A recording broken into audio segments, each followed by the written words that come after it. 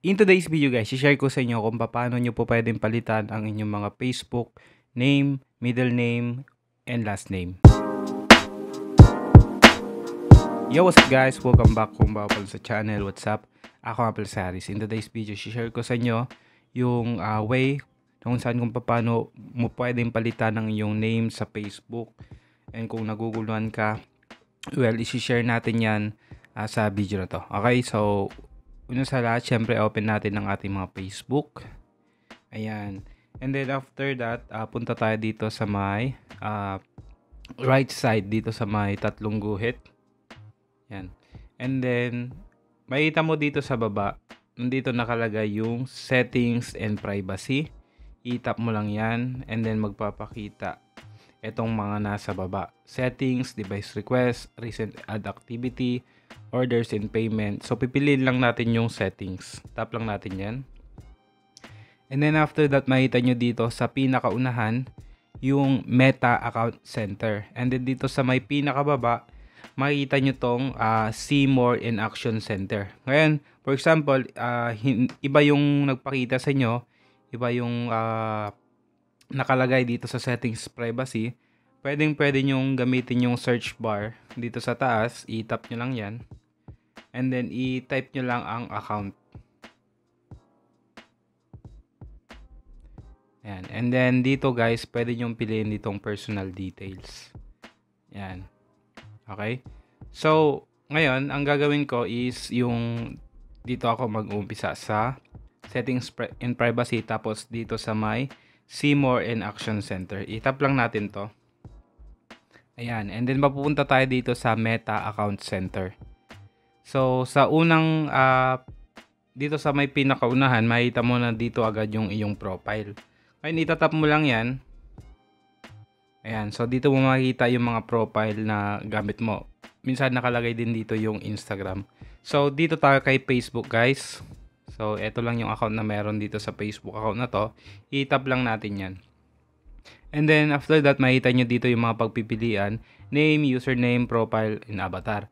So, since yung video natin is kung paano magpalit ng name sa Facebook, ipipiliin natin tong name. Ayan. So, dito guys, keep in mind na if you change your name, you can change it again for 60 days. Okay? So, kung gusto mo magpalit na naman agad-agad, hindi yan po pwede kasi nga 60 days bago ka ulit makapagpalit ng pangalan. So, dito, for example, nagkamali kayo ng name kaya gusto nyo palitan, no? Gusto nyo ilagay yung palayo nyo, ganun. So, pwede nyo palitan. So, edit mo lang dyan. And then, sa last name, pwede. Ang gagawin natin dito, guys, is i-edit natin siya. Tapos, lagyan na lang din natin ng middle name para sa video na to.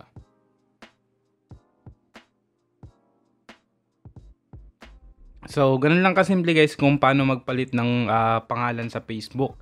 Ngayon, kapag gusto mo na siyang masave, i-tap mo lang tong review change. And so, dito may mga ipapakitang pwede mong pagpilian kung paano ma-arrange yung pangalan mo. Like for example, dito meron tayong magpipilian na Kian Floats Ventura, Kian Ventura. So, I think pipiliin ko na lang yung nasa gitna. So, nasa sa inyo na yan kung alin dyan yung pipiliin nyo. So, bibigyan lang kayo ng option ni Facebook para sa ganun kung anong mas prefer mo dyan na pagkakaayos ng iyong pangalan.